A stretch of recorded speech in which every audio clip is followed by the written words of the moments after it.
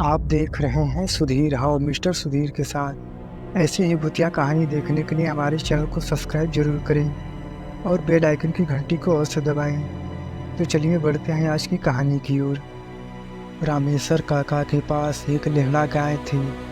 वे प्रतिदिन ही इन गायों को दूध देकर चराने के लिए निकल पड़ते थे। सुबह से लेकर शाम तक रामेश्वर काका गायों को लेकर इस गांव से उस गांव, कभी तो नदी के किनारे, कभी कभी जंगल में घूमा करते थे और दिन ढलते ही गांव की ओर निकल पड़ते। जब रामेश्वर काका गायों को चराने के लिए निकलते तो सत्तू और भुजाबारी के साथ ही कभी कभी दूध दही भी ले जाते और भूख लगने पर किसी पेड़ की छाया में बैठकर खाते पीते।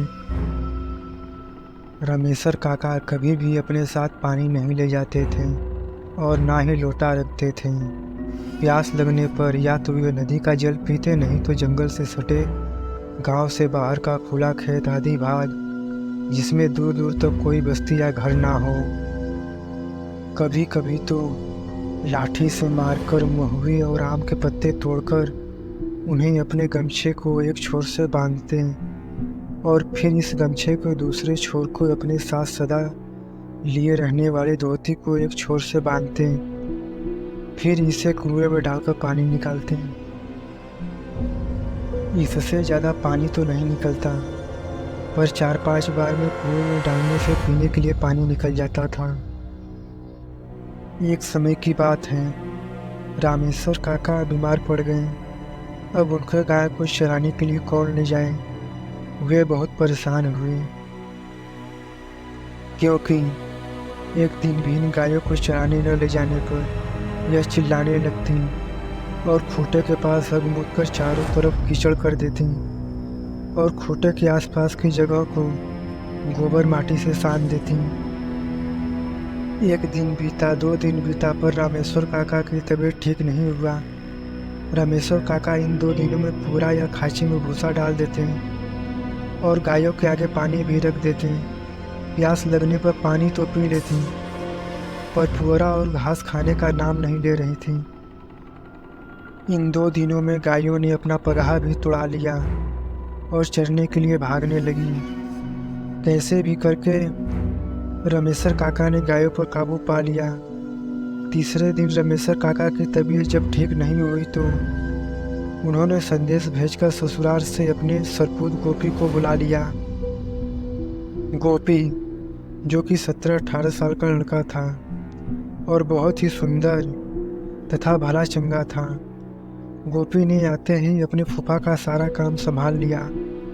एक दिन की बात है, गोपी गायों को चराते चराते जंगल में बहुत दूर निकल गया। वह जंगल बहुत घना तो नहीं था, पर झाड़ियों से लिपटा हुआ था। दोपहर का समय होने के कारण अब गोपी को प्यास सताने लगी थी। गोपी जंगल में गायों को चरता छोड़ पानी की तलाश में इधर उधर भागने लगा। अचानक एक पीपल के पेड़ के नीचे पुराना कुआं दिखाई दिया। कुआं बहुत पुराना था, पर कुएं का पानी साफ सुथरा था। गोपी अब देर किए बिना जंगल में से कुछ हरे पत्ते तोड़े और उन्हें अपने गमछे में बांधकर झोज बनाया। फिर अपने फूफा की तरह गमछे के एक छोर से धोती बांधकर कुएं में लटकाया, पर कुएं में पानी का सतह बहुत नीचे था और झोज तक पानी नहीं पहुंच पा रहा था। गोपी ने लाख कोशिश की, नए नए तरीके अपनाए, फिर भी पानी तक नहीं पहुंच पा रहा था। अब वह पसीने से तरबतर हो गया और उसी कुएं के पास बैठकर कुछ सोचने लगा। तभी पायल की छम छम की आवाज़ ने उसे सोचने के क्रम को बाधित कर दिया। गोपी ने पीछे मुड़कर देखा तो कुछ दूर पर हिरनी की चाल से अपने पायलों की झनकार करते हुए, चेहरे पर मुस्कान, गालों पर हल्की लाली लिए हुए एक खूबसूरत लड़की उसकी ओर आ रही थी। अब वह अवाक मन से उस लड़की के रूप श्रृंगार के रस का पान करने में लग गया। उस लड़के में पता नहीं क्या जादू था। कि वो ज्यों ज्यों करीब आती जा रही थी, गोपी उसके सौंदर्य रूप में खोया जा रहा था। पास आकर शरारती मन में उस लड़की ने पूछा, प्यास लगी है क्या? गोपी, जो एकटक उस लड़की की सुंदरता की ओर देखा जा रहा था, और घबराकर हाँ में सर हिला दिया। लड़की और आगे बढ़ी और कुएं के पास पहुंचकर अपने दोनों हाथों से अंजलि बनाई और कुएं में झुक गई। गोपी अभी भी उसी लड़की में खोया हुआ था।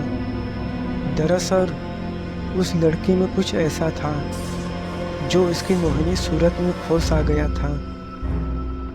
उस लड़की ने कुएं में से अपनी अंजलि में पानी भरकर गोपी की ओर बढ़ा दी।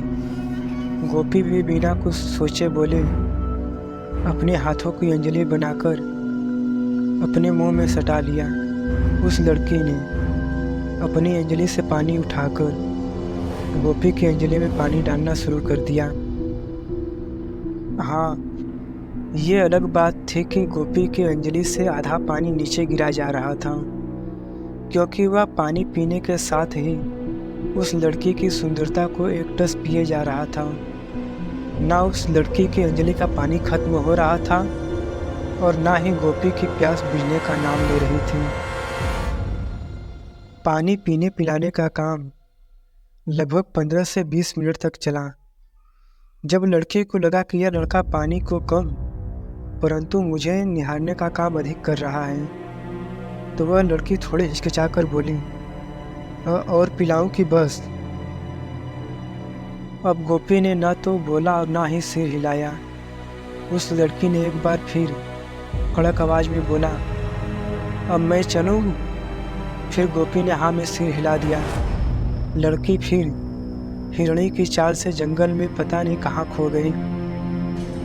गोपी कुछ समय तक तो चुपचाप कुएं के पास बैठा रहा और फिर अचानक पता नहीं क्या सूझा कि उठकर गायों की तरफ चल दिया।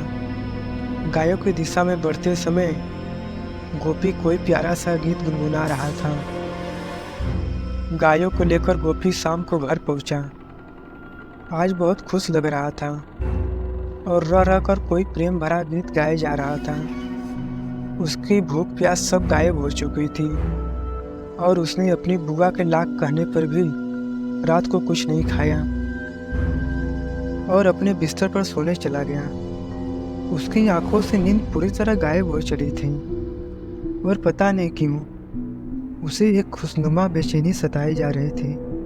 वह कभी लेटे लेटे तो कभी बिस्तर से उठकर कुछ गुनगुनाने लगता और बाद में बिस्तर पर जाकर लेट जाता।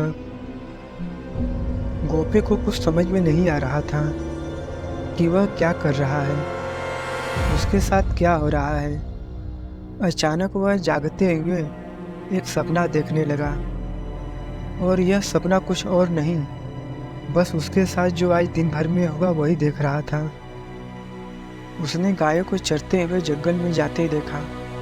उस सुंदर लड़की का कुएं के पास आना और पानी पिलाना, इतना सपना देखते ही वह गदगद हो गया और आगे की घटना याद करके उसे काट मार गया और उसने थूक सटक ली। अचानक गोपी को पता नहीं क्या सूझा कि वह डर कर बैठ गया और बिना देरी किए अलमारी में रखी माचिस को उठाकर डिबरी जला दी। क्या आप बता सकते हैं कि उसके साथ ऐसा क्या हुआ था? दरअसल गोपी के दिमाग में यह सवाल दौड़ रहा था कि वह लड़की इतने गहरे कुएं में से अपने हाथों की अंजलि बनाकर पानी कैसे निकाल दी और साथ ही इतने देर तक पानी पिलाया, फिर भी उस लड़की की अंजलि का पानी खत्म होने का नाम नहीं ले रहा था। उसने भूत प्रेत की बहुत सारी घटनाएं सुनी थीं। उसके मुंह से अचानक निकल गया, भूतनी।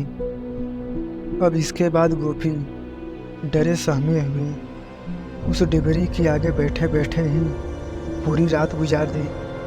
सुबह सुबह डरा सहमा गोपी गायों को लेकर शहर की ओर निकल गया। उसने मन में एकदम से सोच लिया था कि भूल कर भी उस जंगल में नहीं जाऊंगा, पर कहीं न कहीं उसके मन में उस लड़की की यादें अंगड़ाई ले रही थीं। न चाहते हुए भी उस सुंदर लड़के का चेहरा उसके सामने घूम रहा था। गोपी शहर में गायों को चरता छोड़ पास में ही पेड़ के नीचे बैठकर उस लड़की के बारे में सोचने लगा। उसे पता नहीं क्यों ऐसा लग रहा था, उस लड़की को काफ़ी समय से जानता है। उस लड़की का सुंदर चेहरा बार बार उसके सामने घूम रहा था। यह सब सोचते सोचते शाम हो गया। गोपी वहाँ से उठा और सभी गायों को हाँक कर एक साथ करने के बाद फिर उसी पेड़ के नीचे आ गया और फिर गमछा बिछाकर लेट गया। शहर में कुछ चरवाहे या किसान नजर आ रहे थे। डरने की कोई बात नहीं थी क्योंकि दिन था। लेटे लेटे पता नहीं कब गोपी को आँख लग गई, पर नींद में भी गोपी सहमा सहमा सा दिख रहा था। कभी कभी उसके चेहरे पर एकाएक मुस्कान आ जा रही थी। ऐसा लग रहा था कि वह किसी भूत और देवता की लड़ाई देख रहा है। सोए हुए गोपी को पता नहीं क्या हुआ कि वह काँप कर उठकर बैठ गया। दरअसल उसे ऐसा लग रहा था कि कोई मखमली मूलिया उसके बालों में फिरा रहा है और रह रह कर सहला रहा है। आसपास में किसी को न देखकर उसे यह भ्रम लगा। तभी अचानक एक तेज हवा उठी और सरसराते हुए गोपी के चारों तरफ चक्कर काटने लगी। हवा के उस चक्कर में उसे एक अजीब प्रेम की अनुभूति हो रही थी। वह हवा धीरे धीरे से लड़की बनकर उसके पास खड़ी हो गई और मुस्कुराते हुए बोली, कल से तुम मेरे बारे में सोच रहे हो ना? फिर गोपी ने हाँ में सर हिला दिया। उस लड़की ने हंसते हुए कहा, कोई अपनों से भला डरता है क्या? मुझसे डरने की कोई आवश्यकता नहीं। मैं आपको डराने नहीं आई हूँ, बल्कि अपनेपन का एहसास कराने आई हूँ। इसके बाद पता नहीं क्यों गोपी का डर कुछ कम हो गया और वह एकटक होकर फिर से लड़की की सुंदरता को देखने लगा। यह सिलसिला कुछ मिनट तक चला, फिर वह लड़की वहाँ से गायब हो गई। अब तो गोपी रोजाना उस लड़की के साथ समय बिताने लगा। वे दोनों अब खुलकर एक दूसरे से बात करने लगे। गोपी उसे कहानियाँ, अपने गांव घर की बातें सुनाता और वह लड़की अपने लोग की बातें बताती। आखिर वो दोनों इतने करीब आ गए कि सदा के लिए जीने मरने की कसमें खाने लगी। क्या गोपी उस भूतनी लड़की को अपनाया? आखिर वह भूतनी गोपी को कौन सी लोक की बातें बताती थी? इन सब रहस्यमयी बातों से पर्दा अगले भाग में उठ जाएगा। कैसी लगी यह भूतिया काल्पनिक कहानी? अपना कमेंट अवश्य शेयर करें।